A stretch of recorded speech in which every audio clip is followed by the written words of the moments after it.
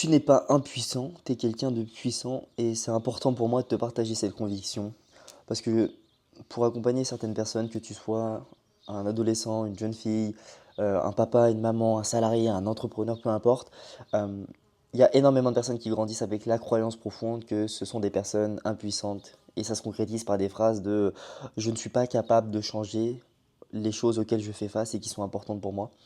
Euh, Alors que la réalité, c'est que quand tu grandis avec cette croyance, tu passes à côté d'énormément de choses. Et je vais vous parler un petit peu de mon parcours personnel vis-à-vis de ça.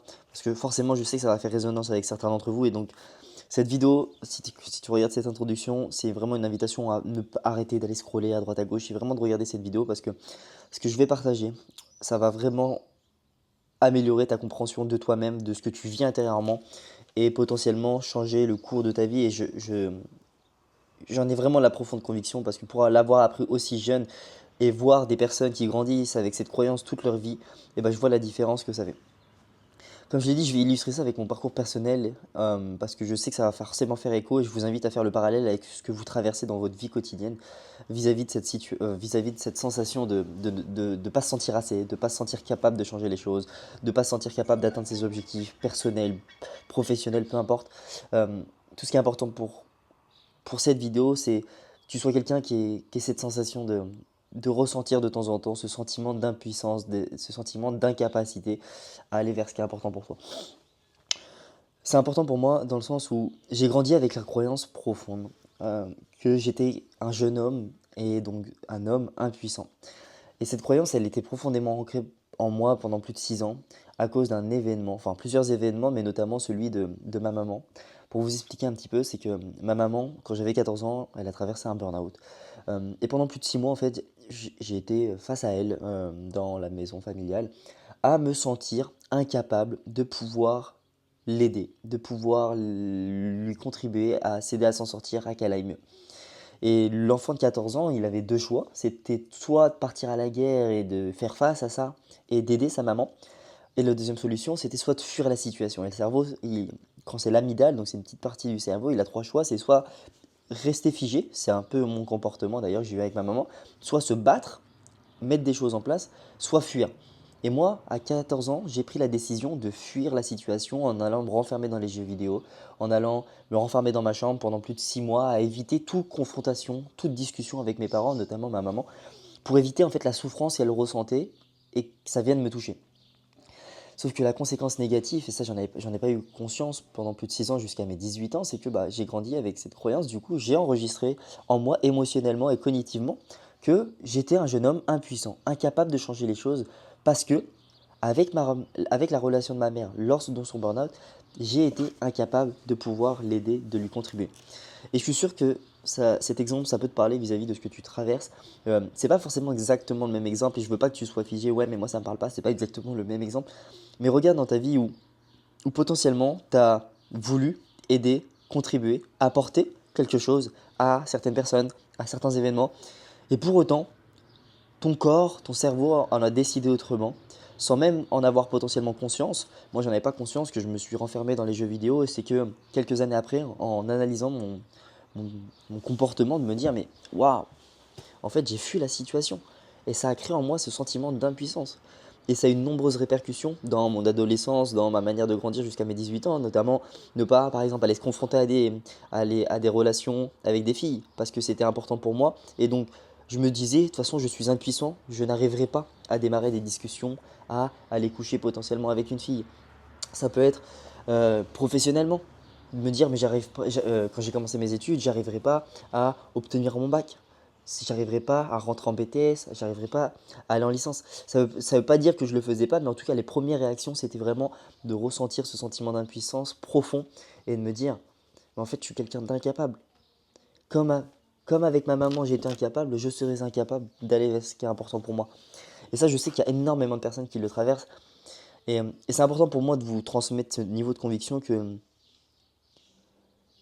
ce sentiment d'impuissance, c'est juste une passade, quelque chose que tu as enregistré émotionnellement, et donc c'est une émotion à vivre, et que ce n'est pas ton identité d'aujourd'hui. Tu n'es pas quelqu'un d'impuissant, tu es quelqu'un de puissant, et qui aussi ressent de l'impuissance vis-à-vis de situations données, à cause d'une situation que tu as vécue dans ton enfance, dans ton adolescence, peu importe. mais ce n'est pas ton identité. Et ça, c'est quelque chose que j'ai vraiment compris jusqu'au jour en fait où je suis parti me faire accompagner, me faire coacher, parce que je suis moi-même coach et donc j'ai commencé à accompagner, mais surtout à me faire accompagner pour comprendre qu'est-ce qui jouait en moi, qu'est-ce que je devais lâcher pour devenir cette personne. Et un jour, je me suis fait coacher sur ce sentiment d'impuissance parce que je sentais que c'était lourd et je devais me lâcher de ça pour avancer vers la vie de mes rêves, avancer vers la vie, ce qui est important pour moi, vers le business que je voulais développer. Et, et, et en fait, le jour où on m'a dit, en fait, Rafa, sous quelle forme? Dans la situation avec ta maman, dans la situation où elle était fatiguée, elle rentrait le soir, elle était dans le canapé, a pu réussir à bouger, ou le moment où tu t'es embrouillé avec elle un soir, où c'était émotionnel, tu t'es mis à pleurer, tu as failli la frapper, sous quelle forme en fait tu as eu de la puissance dans cette situation-là? Et le jour où on m'a posé cette question, bah, je peux vous dire que ça m'a fait mal. Parce que pendant plus de 6 ans, je me suis raconté l'histoire que j'avais été qu'impuissant dans cette situation. Et en fait, je m'autorisais juste à voir une partie de la pièce. La partie de la pièce qui fait mal, qui me permet de me raconter l'histoire que je suis quelqu'un d'impuissant. Et si j'ai bien compris une chose dans la vie de tous les jours et dans la vie globale pour chacun, c'est qu'on a différentes manières de voir les choses, on a différentes histoires qu'on se raconte, des histoires qui nous servent et des histoires qui ne nous servent pas. Et me raconter l'histoire que je suis quelqu'un d'impuissant, te raconter l'histoire que tu es quelqu'un d'impuissant, que tu es incapable d'aller chercher ce niveau d'études, que tu es incapable de lancer telle entreprise, de bâtir telle relation, de donner telle éducation à tes parents, à tes enfants, et bah c'est ne pas te servir que de te raconter cette histoire. Par contre, ce qui va te servir, c'est d'aller revisiter la situation où tu as ressenti un fort sentiment d'impuissance comme je l'ai fait avec ma maman et d'aller voir en fait sous quelle forme tu as réussi à exprimer une forme de puissance dans cette situation. Parce que le meilleur moyen de se prouver les choses, qu'on est quelqu'un de puissant intérieurement, et je suis sûr que si tu regardes cette vidéo jusqu'au bout, tu es quelqu'un qui est puissant, qui a un niveau de conviction, qui a une passion, peu importe, qu'il y a de la puissance en toi. Et de la puissance, eh ben, c'est vraiment une invitation à déjà aller la reconnaître dans la situation donnée.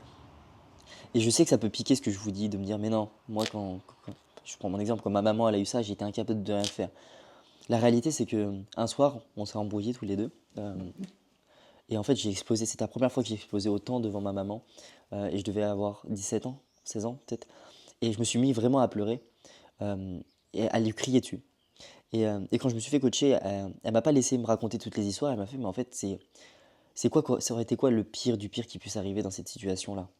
Et en fait, au début, je comprenais pas. Je fais, bah, je sais pas, j'aurais pu frapper ma mère. Et elle me fait, non, non, non, Rafa, c'est quoi le pire du pire là? Quand t'es énervé, t'es face à ta mère, qu'est-ce qui aurait pu se passer? Le pire du pire du pire. Va chercher le pire. Et je fais waouh. En fait, je pense qu'il y a un monde, hein, possiblement, j'aurais pu, ça se trouve, tuer ma maman. On sait pas ça. Il y a un monde où ça se trouve, je me serais énervé, j'aurais pu pousser ma maman dans les escaliers. Et elle me fait, mais ok. Et à ce moment-là, sous quelle forme il y a de la puissance, Rafa? En fait, quand elle me pose cette question avec cet exemple-là, je fais, mais en fait, waouh. Alors ça fait mal, hein. Mais effectivement, à cette époque-là, le jeune de 16 ans, il a exprimé de la puissance dans la gestion de ses émotions, à prendre le temps de respirer, à calmer ses nerfs, à aller se renfermer dans la chambre, sous sa couette, et à pleurer comme pas possible. Mais en fait, c'était une forme de puissance que de gérer ses émotions et de pas continuer à s'énerver contre sa maman, à pleurer devant elle, à, à vouloir lever le bras. C'est quand même incroyable d'en arriver là. Et pour autant, bah, il y a une forme de puissance. Sauf que pendant des années, je me suis raconté que j'étais quelqu'un d'impuissant parce que je regardais que d'un côté de la pièce. Et je suis sûr que c'est ton cas dans plein de situations qui fait qu'aujourd'hui, tu as du mal potentiellement dans tes relations, dans ton business, à peut-être ressentir de l'impuissance vis-à-vis de trouver des clients ou ressentir de l'impuissance à gérer ton équipe, à emmener ta vision à un autre niveau. Alors que la réalité, à la hauteur où tu te ressens impuissant dans une situation donnée, il y a de la puissance. Et c'est vraiment une invitation à la reconnaître. Parce que je sais qu'il y a beaucoup de personnes pour en avoir accompagné pas mal, parce qu'aujourd'hui c'est mon sujet de prédilection, d'accompagner des personnes qui ressentent de l'impuissance. Et je sais que les personnes qui ressentent ça, c'est pas ce qu'on va nommer en premier. Moi, c'est que j'ai ce niveau de conscience et je suis en train de vous le transmettre que il y a personne qui va dire Rafa, je me sens réellement impuissant. Il y a quelqu'un qui va me dire Rafa, en fait, je procrastine. Je comprends pas pourquoi. Je fuis cette situation. Je n'arrive pas, je me sens pas assez. Je me répète que ce que je fais, je vais pas assez vite. Et en fait, toutes ces choses-là, toutes ces phrases-là, ces discours internes sont des phases d'impuissance qui ne sont pas encore reconnues. Et c'est vraiment une invitation. Et moi, je me souviens à l'époque, très souvent, le premier réflexe, c'est de compenser par du contrôle. Et donc, avec ma maman, je suis passé d'un Rafa qui était plutôt dans le lâcher prise à un Rafa qui voulait contrôler toutes ses relations pour ne plus ressentir ce sentiment d'impuissance dans ma vie. Parce que j'ai grandi avec ce putain de fantasme de je ne veux plus ressentir d'impuissance dans ma vie. Est-ce que c'est possible de ne plus ressentir d'impuissance? Eh ben non, c'est pas possible. On est continuellement dans sa vie confronté à des situations où on ressent de l'impuissance, à sortir de sa zone de confort. Et c'est ça la vie, c'est avancer petit pas, pas petit pas, euh, vers ce qui est important pour soi. Mais pour ça, ça demande de se confronter à des situations dans lesquelles on n'a pas le contrôle, dans lesquelles on ressent de l'impuissance. Sauf que comme j'ai grandi avec ce fantasme de ok, comme je ne sais pas gérer l'impuissance, je ne veux plus me confronter à des situations dans lesquelles je ressens de l'impuissance, eh ben, je n'osais pas faire plein de choses qui étaient importantes pour moi, pour éviter cette confrontation à cette impuissance. Jusqu'au jour où, grâce à ce coaching, j'ai fait ce switch en disant, en fait, le Rafa, ce qui est important pour lui, c'est pas de plus se confronter à des situations d'impuissance, parce que c'est un fantasme, c'est impossible, et tous les jours, je me confronte à ça. Mais par contre, je veux être à l'aise, je veux être quelqu'un qui veut, dans l'être, je veux être quelqu'un qui devient à l'aise dans les situations où je ressens de l'impuissance, parce que je vais être confronté. Et le Rafa qui a été confronté à l'impuissance, il n'était pas à l'aise, il ne savait pas comment gérer, mais avec tout ce qu'il a transformé, maintenant toutes les situations, quand je vais aller prendre la parole, quand je vais coacher, quand je vais lancer un nouvel événement, je vais me challenger, et ben, je vais être à l'aise dans cette impuissance. Et ce switch-là que je veux vous transmettre dans cette vidéo, et peu importe, hein, que tu sois jeune, plus âgé, que tu aies 40 ans d'expérience dans une entreprise, il y a plein de situations où tu ressens l'impuissance. Et je ne veux pas que tu te racontes des histoires quelconques, et bah, à la hauteur où il y a de l'impuissance, il y a de la puissance. Et la première étape, c'est d'aller le reconnaître, de ressentir cette émotion d'impuissance et d'aller la transformer. De reconnaître où il y a de la puissance dans ton comportement, dans ta manière de penser, dans ta manière d'agir, de passer à l'action. Et je sais que ça peut faire grandement la différence pour les personnes qui ressentent ça. Et ça me tenait vraiment à cœur de faire cette vidéo parce que j'y suis confronté continuellement à des personnes qui se racontent des histoires qui ne les servent pas. Et ça me gave parce que je sais que j'ai compris des choses que très peu de gens ont compris vis-à-vis de leur propre parcours. Et à chaque fois que j'accompagne des gens, que je les vois retrouver soulagement, les voir lâcher, les voir en larmes, de se dire mais waouh, ce que j'ai réussi à transformer, c'est ce qui me réconforte le plus parce que c'est comme ça qu'on se crée une vie qui est importante pour soi, dans laquelle on avance vers ses objectifs qui sont alignés avec qui on est et pas pour ce qu'on veut être, enfin, et pas ce dont comment on veut être perçu. Et ça, c'est le truc le plus important. Donc c'était vraiment important pour moi de vous transmettre ce niveau de conviction. Euh, je sais que si tu traverses ça, tu te sens impuissant vis-à-vis d'une étape dans ta vie, peu importe que ce soit plus sur le domaine personnel et ça impacte le professionnel ou alors le professionnel qui impacte ton personnel, vraiment réfléchis à cette question de dans la situation où tu ressens l'impuissance, sous quelle forme il y a de la puissance. Et je te promets que si tu arrives à répondre, même si c'est pas forcément évident tout seul, tu vas voir que tu vas pouvoir transcender ces choses-là, transcender les émotions, les faire évoluer la croyance de je suis quelqu'un d'impuissant et changer d'identité. Parce qu'à la hauteur où tu es quelqu'un d'impuissant, où une part de toi ressent l'impuissance, il y a une autre part de toi qui exprime énormément de puissance. Et ça, je veux vraiment que tu l'ancres au plus profond de toi. Parce que tu ne vas pas construire la même vie avec cette croyance de je suis quelqu'un de puissant. Et j'ai les moyens de transformer les choses que je rencontre. Et c'est ce qui m'a grandement aidé et c'est ce qui aide grandement les personnes que j'accompagne.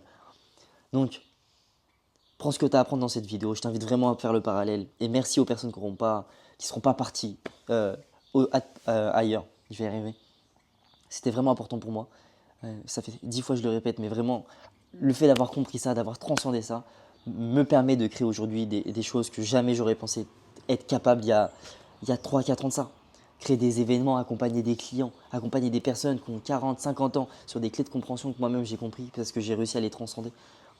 Et je sais que tu en es capable. Et si tu as envie de le transcender, si c'est important pour toi de faire ces choses-là, bah envoie-moi un message, il y aura mon LinkedIn, il y aura mon Insta en dessous et viens me dire, là Rafa, je suis dans une situation où je ressens un peu d'impuissance et j'ai du mal à le traverser, ça fait un petit moment que je me raconte ces histoires, que je me raconte, j'ai ces discours internes qui ne me permettent pas de passer ce next step dans mon chiffre d'affaires, de bâtir cette relation avec ma copine, de renforcer ma relation avec mes parents, de me sentir aimé. Bah envoie-moi un message et on pourra avancer sur ça. Je te dis à très vite, c'était Rafa.